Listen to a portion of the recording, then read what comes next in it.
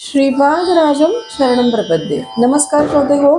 आज आपण श्रीपाद श्रीवल्लभ चरित्रामृताच्या या पुष्पमालिकेमध्ये 31वे पुष्प गुंफणार आहोत आणि 31व्या अध्यायाचं नाव आहे दश महाविद्यांचे वर्णन. या अध्यायाचं फलित मी तुम्हाला सांगते, विद्या आणि ऐश्वर्य यांची प्राप्ती. चला तर मग सुरुवात करूया. अध्याय 31 दश महाविद्यांचे वर्णन. आम्ही रोज सायंकाळी श्रीपाद प्रभूंच्या कृपेने कृष्णेच्या अलीकडील तीरावर येऊन येथेच वास्तव्य करीत असू. प्रातःकाळीच स्नान संध्या आटोपून पुन्हा श्री गुरुच्या सान्निध्यात जात असू. या अलभ्य सत्संगात श्री प्रभूंचे प्रसादरूपी दर्शन, नित्य नूतन योगानुभव आणि अनेक दिव्य सहस्रांचा उलगडा होत असे. देवी तत्वाची उपासना दश महाविद्या रूपानेच होते असे आम्ही ऐकले होते. या दश महाविद्या रूपांची संपूर्ण माहिती आम्हा सांगावी अशी आम्ही श्रींच्या चरणी नम्र प्रार्थना केली. श्रीपाद प्रभू म्हणाले, अरे शंकर भेट्टा, श्री विद्येची उपासना अत्यंत श्रेष्ठ आहे. पूर्व काळात हयग्रीवांच्या कृपाप्रसादानेच अगस्ती महामुनींना श्री विद्येचे ज्ञान झाले. त्यांनी ही विद्या आपली पत्नी लोपामुद्रा देवीला दिली. लोपामुद्रा देवीने या विद्येचा सखोल अभ्यास करून त्याचा गूढार्थ अगस्ती ऋषींना सांगितला. अशा रीतीने ते उभयता एकमेकांचे गुरु झाले. लोपामुद्रा आणि अगस्ती ऋषींचे चरित्र. विदर्भ देशाच्या राजास बरीच वर्षेपर्यंत संतान प्राप्ती झाली नव्हती. अगस्त्य महामुनींच्या तपोबलाने राजाला एक कन्यारत्न प्राप्त झाले. त्या कन्येचे नाव लोपामुद्रा असे ठेवले होते. लोपामुद्रा कालांतराने मोठी झाली. त्यावेळी अगस्ती मुनींनी तिला लग्नासाठी मागणी घातली. दोघांच्या वयातील अंतर पाहून राजा विचारमग्न झाला. एवढ्या लहान वयाच्या मुलीला विवाह एका वृद्ध महामुनीबरोबर कसा करावा या चिंतेत तो होता. शेवटी त्याने आपल्या कन्येस तिचा विचार या विवाहाबद्दल विचारला. तेव्हा क्षणाचा सुद्धा विलंब न लावता ती म्हणाली, पिताश्री, मी अगस्ती मुनींसाठीच जन्माला आले आहे. मी त्यांच्याशीच विवाह करणार. राजाने दोघांचा विवाह लावून दिला. राजकन्या लोपामुद्रा राजप्रसाद सोडून वल्कले परिधान करून अगस्ती मुनींबरोबर तपोभूमीस निघून गेली. कालांतराने अगस्ती ऋषींनी तिच्याशी शास्त्रयुक्त संग करण्याची इच्छा व्यक्त केली. राजकन्या लोपामुद्रा राजप्रसाद सोडून वल्कले परिधान करून अगस्ती मुनीबरोबर तपोभूमीस निघून गेली. कालांतराने अगस्ती ऋषींनी तिच्याशी शास्त्रयुक्त संग करण्याची इच्छा व्यक्त केली. त्यावर लोपामुद्रा मुनींना म्हणाली, नाथ, मी ललिता स्वरूपाची उपासना करून ललिता स्वरूपच झाले. आपण सुद्धा शिवोपासना करून शिवरूप झाल्यावरच मी आपली इच्छा पूर्ण करेन. अगस्ती ऋषींनी घोर तपस्या करून शिवरूप प्राप्त करून घेतले. त्यानंतर त्यांनी आपली इच्छा लोपामुद्रेस सांगितली. यावेळी ती म्हणाली, नाथ, मी एका राजघराण्यात जन्मले. क्षत्रियांना शोभतील असे धन, आभूषणे, रेशमी वस्त्र, सुगंधी द्रव्ये आणि सर्व उपभोग्य वस्तू असल्याशिवाय माझ्याशी संग करणे योग्य नाही. तेव्हा तुम्ही सर्व वस्तूंचा संचय करून तसेच आपणासाठी भरजरी वस्त्रे आणावीत. ही सर्व भोग सामुग्री आणल्यानंतरच आपली इच्छा पूर्ण होईल. धन संपादन करण्यासाठी अगस्ती मुनी इल्वल नावाच्या एका राक्षसाकडे गेले. त्याला आपल्या मायेने आपलेसे करून त्याच्याकडून धन, दागिने, वस्त्र, आभूषणे घेऊन लोपामुद्रेकडे आले आणि पत्नीची इच्छा पूर्ण केली. यथाकाली त्यांना उत्तम संतान प्राप्ती झाली. एकदा अगस्ती ऋषींनी आपल्या तपोबलाने संपूर्ण समुद्रच आपल्या कमंडलूमध्ये भरला आणि तो पिऊन टाकला होता. या अगस्ती महाऋषींनी विंध्याचल पर्वताचा गर्वहरण केला होता. अजून सुद्धा दक्षिण भारतात अगस्ती मुनींना एक महान सिद्ध पुरुष मानले जाते. त्यांची अनेक ठिकाणी देवालये आहेत. श्रीपाद प्रभू पुढे म्हणाले, मी जेव्हा कल्की अवतार घेईन त्यावेळी परशुरामासारखेच अगस्ती ऋषींना गुरुस्थान देईन. देवींची दशमहाविद्या. श्रीपाद प्रभू पुढे म्हणाले, काली हे दशमहाविद्येतील प्रथम रूप आहे. महाकाली ही समस्त विद्यांची आदिदेवता आहे. तिच्या विद्यामय विभूतींनाच महाविद्या असे म्हणतात. या काळी हिमालयातील मातंग ऋषींच्या आश्रमात सर्व देवतांनी महामायेची स्तुती केली. त्यावेळी अंबिकेने मतंगवनिता रूपात दर्शन दिले.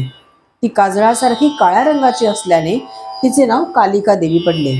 तिने शुंभ निशुंभ राक्षसांचा वध केला. तिचे रूप काळे निळे असे असल्याने तिला तारा असे सुद्धा नाव आहे.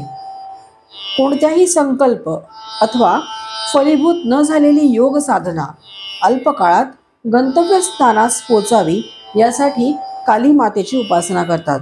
या साधन काळात काली मातेच्या साधकाच्या अंगाचा भयंकर दाह होतो, तो सहन करावा लागतो.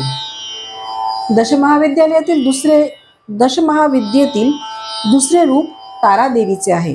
ही माता मोक्षदायिनी, सर्व दुःखांपासून तारण करणारी आहे. त्यामुळे तिचे तारा हे नाव प्रख्यात झाले. या देवीस नील सरस्वती असे सुद्धा नामाभिधान आहे. भयंकर अशा विपत्तीतून भक्तांचे रक्षण करणारी असल्याने योगीजन हिची अग्रतारा रूपात आराधना करतात. वसिष्ठ महर्षींनी सुद्धा तारा देवीची उपासना केली होती. चैत्र शुद्ध नवमीच्या रात्रीस तारा रात्री असे म्हणतात. विद्येतील तिसरे रूप छिन्नमस्ता देवीचे आहे. हे अत्यंत गोपनीय असे रूप आहे. एकेकाळी देवी आपल्या सखींबरोबर मंदाकिनी नदीवर स्नानाला गेली होती.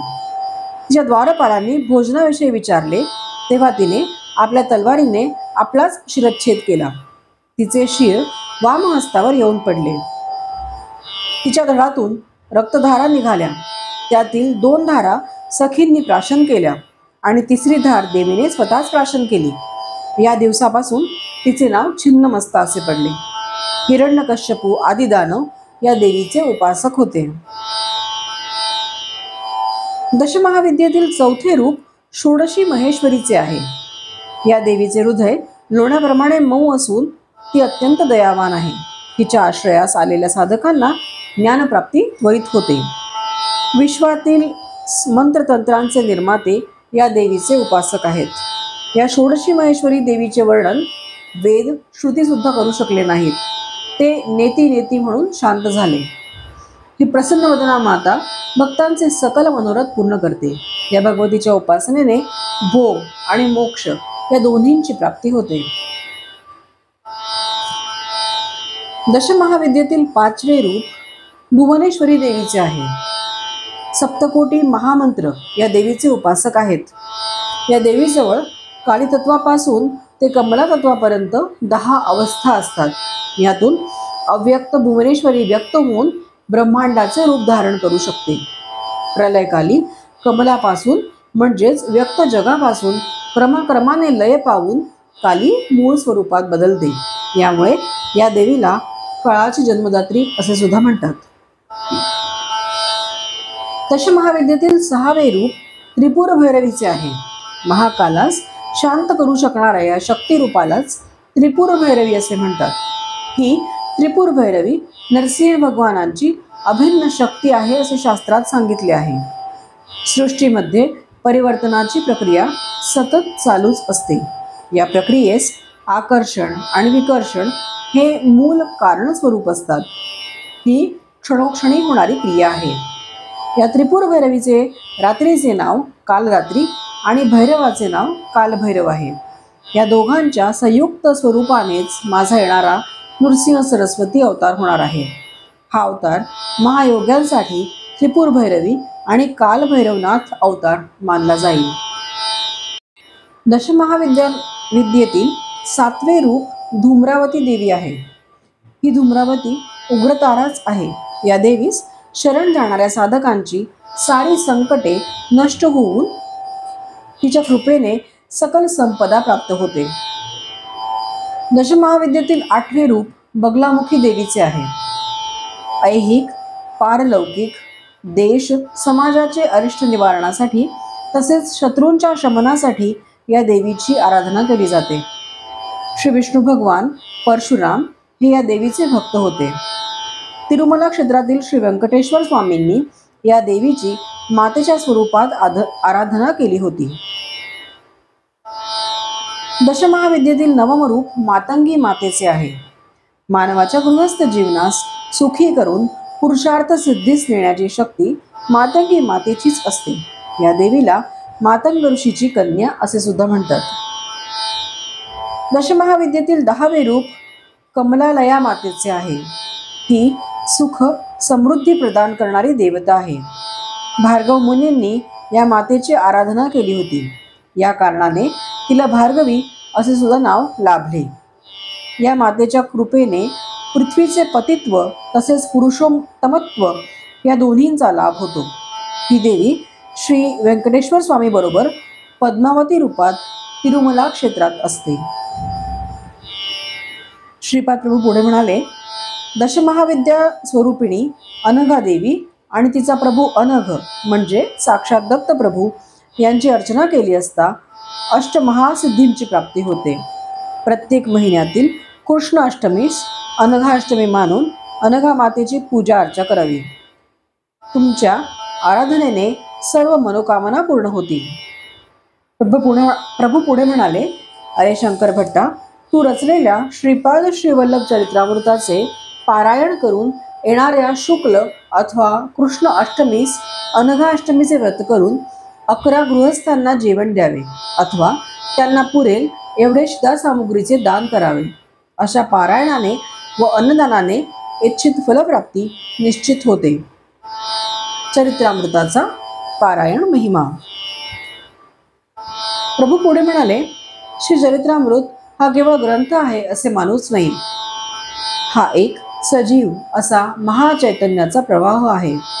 तुम्ही याचे पारायण करीत असता यातील प्रत्येक अक्षरातील शक्ती माझ्या चैतन्यात प्रवाहित होते. तुमच्या नकळत माझ्याशी भावसंबंध घडतो. यामुळे तुमच्या धर्मबद्ध अशा सर्व इच्छा माझ्या कृपेने पूर्ण होतात. या ग्रंथराजाला तुमच्या पूजा मंदिरात किंवा देवघरात नुसते ठेवले असता त्यातून शुभप्रद स्पंदने येतात. ही स्पंदने दुष्ट शक्तींना, दुर्दैव आणणाऱ्या शक्तींना पिटाळून टाकतात. श्रीपाद श्रीवल्लभांच्या चरित्रामृताची जाणतेपणे अथवा अजाणतेपणे निंदा केल्यास त्या निंदा करण्याच्या व्यक्तीचे पूर्व पुण्यफल धर्मदेवता घेते आणि योग्य अशा जीवांना वाटून टाकते. अशा रीतीने श्रद्धावान गरीब भक्त भाग्यवंत होतो आणि अश्रद्धावान व्यक्ती गरीब होतो. हा अक्षरसत्य ग्रंथ आहे. याचे ग्रंथच स्वतः प्रमाण आहे. जिज्ञासू लोक याची परीक्षा घेऊ शकतात. मनात काही इच्छा ठेवून या ग्रंथाचे पारायण केले तरी चालते. आपले स्वतःचे जीवन शुद्ध करण्यासाठी अत्यंत श्रद्धा भक्तिभावाने या ग्रंथाचे पठण करावे. श्रीपाद श्रीवल्लभांचा जय जयकार असो. येथे श्रीपाद श्रीवल्लभ चरित्रामृताचा 31वा अध्याय संपन्न झाला. श्रीपाद राजम शरणम प्रपद्ये.